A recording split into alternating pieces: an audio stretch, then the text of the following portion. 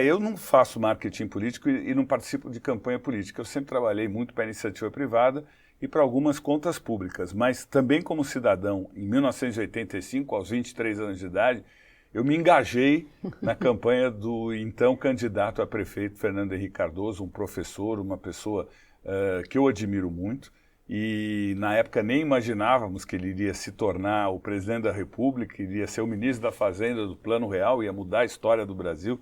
Mas ele era admirável e concorria com o Jânio Quadros, ex-presidente da República, um político muito carismático, e com o Eduardo Suplicy, que também era um professor muito querido da Fundação Getúlio Vargas. O fato é o seguinte, dividir os votos, o chamado campo progressista, de centro-esquerda, vamos assim dizer, o Fernando Henrique teve 34% dos votos, o Suplicy chegou a 20%, e o Jânio, por 1%, acabou levando. E teve a famosa cena do presidente Fernando Henrique, que era o grande favorito, até sentar previamente na cadeira, com a combinação de que aquela foto seria publicada depois do resultado eleitoral.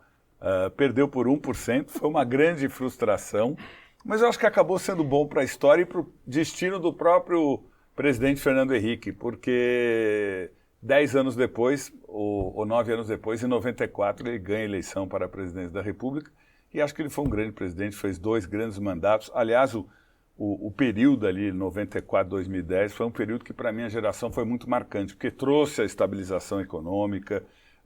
Minha filha nasceu em 94, a minha filha mais velha, ela não sabe a inflação que nós vivemos de 87 a 91, Josete, a gente teve 6, 7 moedas. Eu prestava serviço em ORTN. Teve plano que deixou a gente com R$ 50 no banco. Foi muito dura a luta contra a inflação.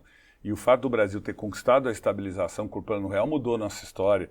E depois o presidente Lula trouxe os programas de inclusão social que já tinham sido criados, ele desenvolveu, implementou, cresceu. Acho que o Brasil viveu um bom ciclo. Agora, você aprendeu alguma coisa com aquela foto? Assim, teve alguma coisa na sua carreira que você pensa assim, olha, depois daquela foto, isso aqui a gente não vai fazer, vamos esperar. Eu aprendi naquela militância, eu aprendi que a gente, no pós-regime militar, estava muito otimista. E a gente tinha que enxergar o outro lado. Deus nos deu 2 ouvidos e como publicitário eu sempre falo, primeiro seja humilde. Porque ninguém acorda de manhã para ver propaganda. Talvez tenha faltado humildade para todos nós naquela campanha. E a segunda é seja curioso, ouça o que o outro tem para falar. E o eleitor do Jânio não falava, até porque a gente não o ouvia. Ele era quieto, ele era mudo, mas ele tinha a legítima intenção dele de votar no campo conservador e é legítimo, você tem que ouvir. Política é a arte do possível, da conciliação. E acho que nós não estávamos ouvindo.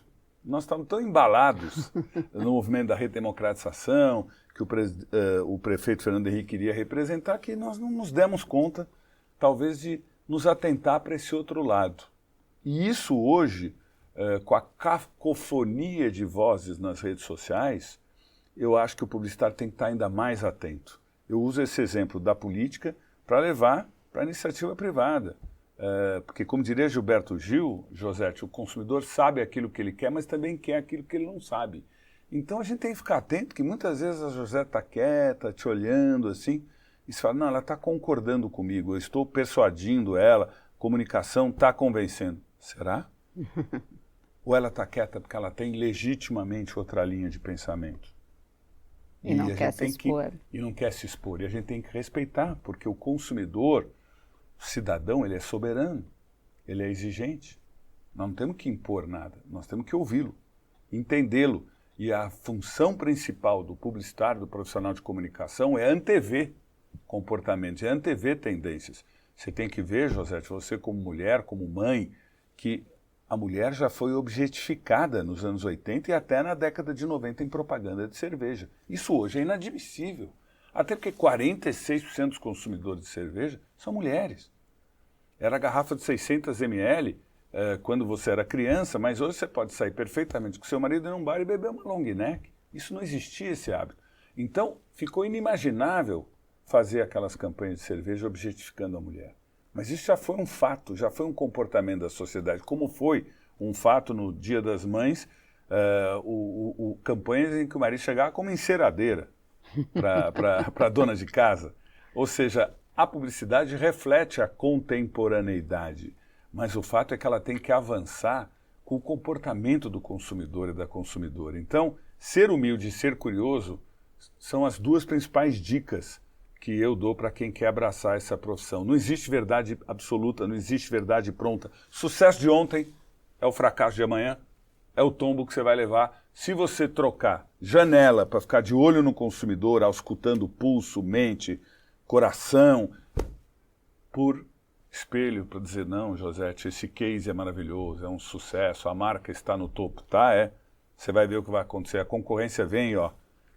E quanto mais acirrada a concorrência, melhor para o consumidor. E a publicidade tem que cumprir um papel, porque quanto mais bem informado, melhor o consumidor decide. Os tombos que eu levo.